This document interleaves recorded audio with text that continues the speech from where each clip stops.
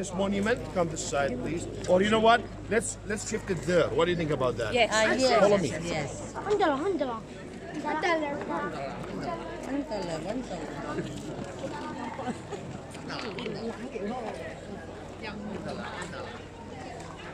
Okay. If you stand in this area, you're going to see what I'm going to explain about. It will take me around 10 minutes. Okay. Come closer to the side, please. Behind me. So welcome to the Treasury. And by the way, Treasury, it was a domestic name or local name, which was given by the locals. They believe, and I'm talking about the locals or the Bedouins who used to live during the 18th and the 19th century.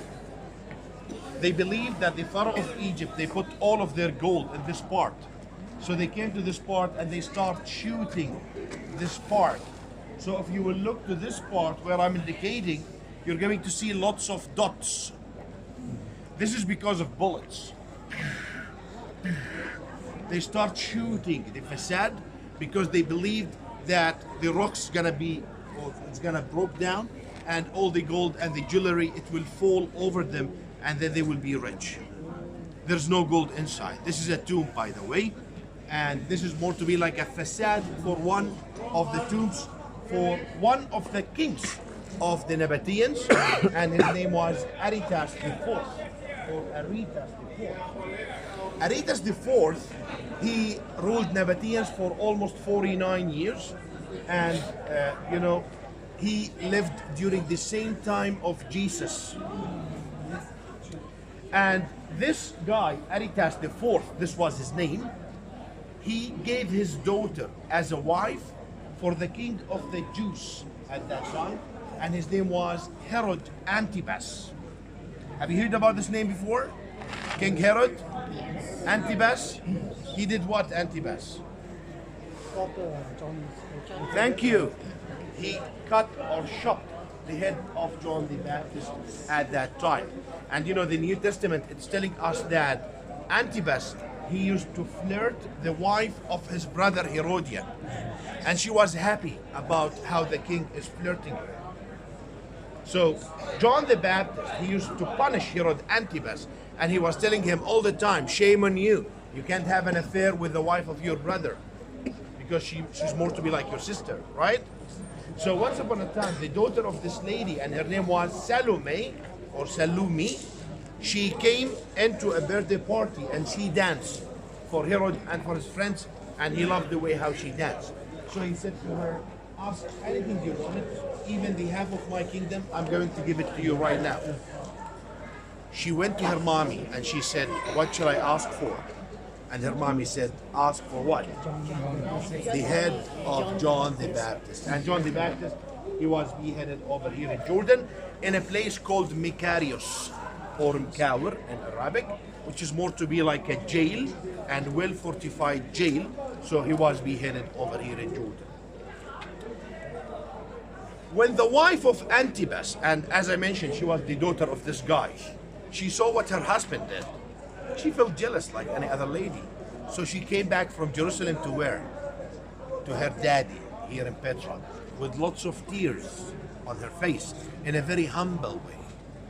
And she said to her daddy, oh, your son-in-law, he did this and this and this to me. So the daddy, he became angry because of his son-in-law, and he had a huge campaign on Jerusalem at that time. And the people of Jerusalem, they believed that this was the punishment of the God, because Antipas, he cut the head of John. Okay? So this is the biblical, let's say, connection about this guy.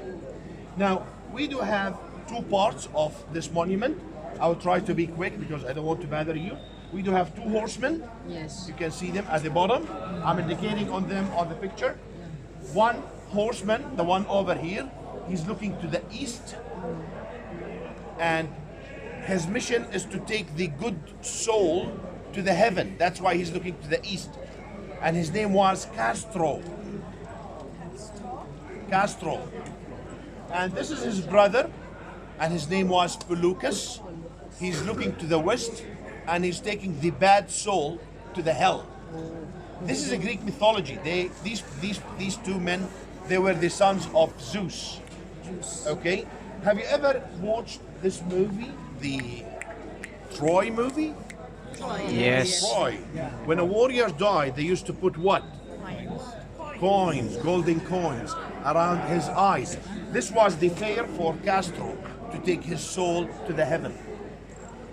Main room, which was used by Nabateans to celebrate the death, and two small rooms on both sides, which was more to be like kitchens to serve the people who's visiting the tombs at that time. More up, you can see 6 Corinthian pillars. And you know, when I said Corinthian pillars, I'm talking about Roman style. You know, Corinthian, it's a Roman style, it's not an Arab style.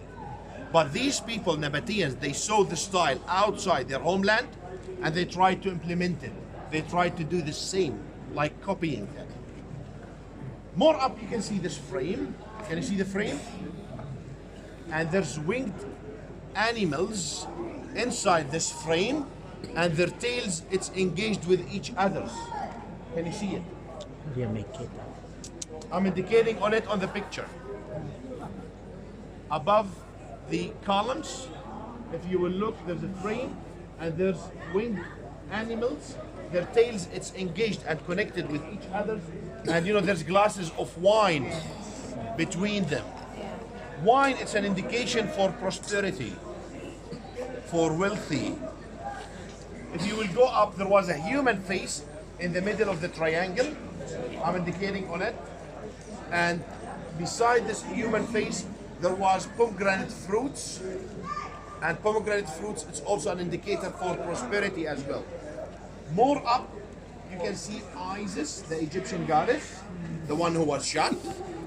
And behind Isis and next to Isis, there's something else, we call it the Amazons. And when I said Amazons, I'm talking about a Greek mythology. These ladies, they were topless winged ladies. They used to fly over any battle for the Greek. And whenever the Greek people, they will saw the Amazons flying, they are going to win the battle. More up, and in this part, there's the urn, U-R-N, urn, which is an indication for death. You know what urn is? Yeah, you know, exactly, to put the ashes inside it, which is a sign for death. And beside the urn, there is 2 eagles on each side. You can see them. And eagles over here, it's a sign of sovereignty of the country. You know what sovereignty means? The sovereignty, which is the power of the kingdom. You know, most of the flags around the world, it got eagles, which is a sign of the sovereignty. Okay? And you can see that these holes on right and on left, you can see it. It was used for scaffold. So it means that these people, they used to dig from up to down. They couldn't dig from down to up. Because in this case, they are going to destroy everything that they are going to do. So they used to dig from up to down. They also dig a tunnel, which is over here, and you can't see it inside this picture. But if you look up there, out of the box, you can see a line, like a tunnel. Can you see it like curved line? This tunnel, it was digged by purpose to divert the rain to this side and this side. So it was protected as well from the rain. And it was built in a very protected area. It's all rocks around us. They dig it by hammers and chisels. So if you can imagine, if they did any simple mistake while digging, they have to change all of this location. So it's not a building. This is more to be like carving. And think about it. Any simple mistake, they have to change all of this area, all of this facade, and they have to find another place, and they have to do another kind of job. So this is my small brief explanation about this monument. I hope you like it. And sorry because I took a lot from your time. Thanks for your listening. Thanks for your patience, and enjoy your free time. Shukran. Okay, you are by your own. By the way, this monument, this is the final. This monument, it was built during the time of Jesus. So we're talking about 35 AD mainly. And the only restored thing, which is this column, So you can see this column. If you will look there to this column, you can see some blocks. And it's the only restored thing. The rest, it's all original since the time of Jesus. Okay? So you're looking to a very authentic, very genuine thing. Okay? What's the time right now? 9:20. 9:30. You should leave this area not later than 10 if you will walk. Okay? If you want to explore the rest of the city, you can go this way, but keep looking for the clock all the time. If someone wants to get a carriage, you can get a carriage from over here to the way up. If someone wants to get the camel, you can get a camel over there if you want to go around the Treasury or something like that. Or if you want to keep it till run, choice is yours. To the desert, choice is yours. If someone wants to use restrooms over there. And if you want to drink something, also you can drink something over there. You will be by your own right now. Thanks for your listening again. Questions? How long we are not sure, but according to this job, minimum we're talking about 7 non-stop years, minimum. And it was very simple tools for digging. And by the way, these people, Nabateans, they didn't left us that much of documentations because they were nomads. And nomads, they don't do documentations. So most of the things that we knew about them, it was mainly from other civilizations around us, like the Egyptians, for example. They wrote a lot about these people, about the Nabateans. Okay? More questions? Nabateans. What? The head? Which head?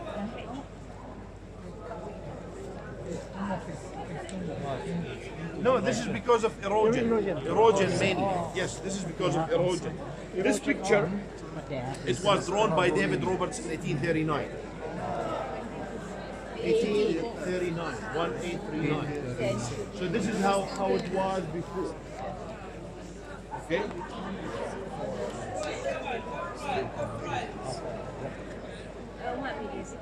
They dig from up to down. So these holes, it was for scaffold. You know what scaffold? Scaffold, which is more to be like leathers, and they used to put like wood. So they used to dig from up to down, all the way down. Okay? Yes, they offload around 1.5 million cubic meter of sand by cutting. Covered by sand. No. They offload. Take out. Yes. So they offload around 1.5 million cubic meter of sand by cutting the mountain and also offloading the sand for the main chamber and the other 2 small chambers and all of the facade. Okay? Just an empty chamber. Yes, and forget about Harrison Ford. Yeah. Because Harrison Ford, he went so inside and he impressed, kept writing his words. yes. You know, it's So totally- exciting. Yes.